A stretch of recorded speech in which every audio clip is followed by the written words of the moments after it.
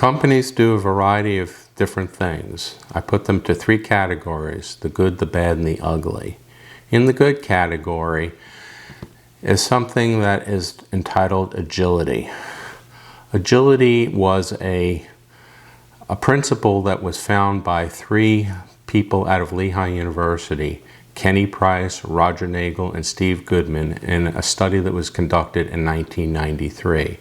At that point, what they were looking for was what the top companies in the United States were doing.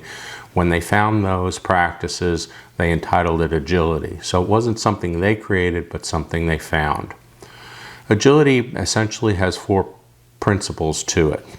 The first one is to master change and uncertainty by reacting quickly to business changes. What that means is that companies need to stay up on what's happening in their industries, and they can't practice their business today the way they were doing it when they first started, whether it was a week ago, a month ago, or a year ago. They need to stay up and, in fact, stay ahead of the curve, so to speak.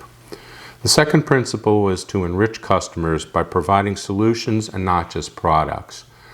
Any company that just sells a product but doesn't provide customer service, doesn't provide after-sales help if customers are having problems on a technical nature, then they are not satisfying what customers need and what consumers need, and those people will ultimately flock to other organizations that will provide services beyond just products to them. The third one is to cooperate with other businesses to enhance competitiveness. Now, a lot of organizations feel that they're already doing that. That's not true. What they're practicing are what we term, or I term, arm's length relationships.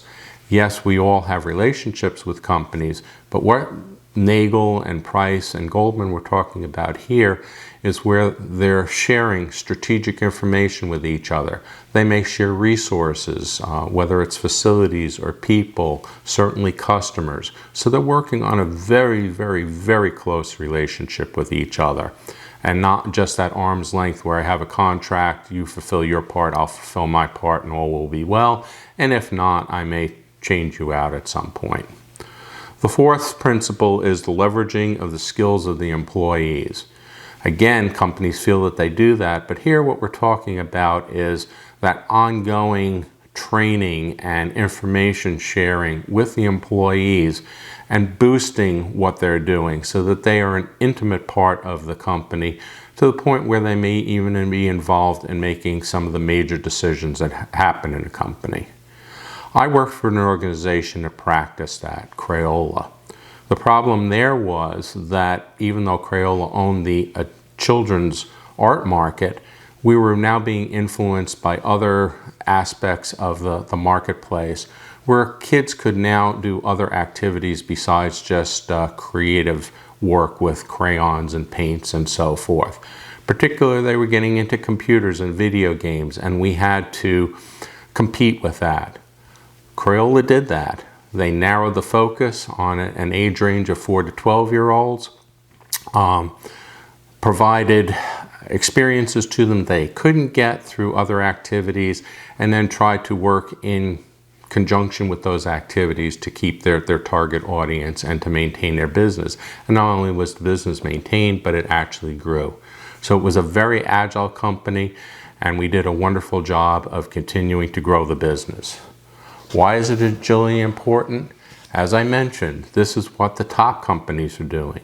If you want to become a top company, you need to remain agile too.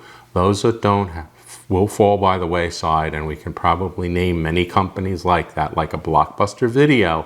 They own the video market, and now they're out of the video market because they weren't agile.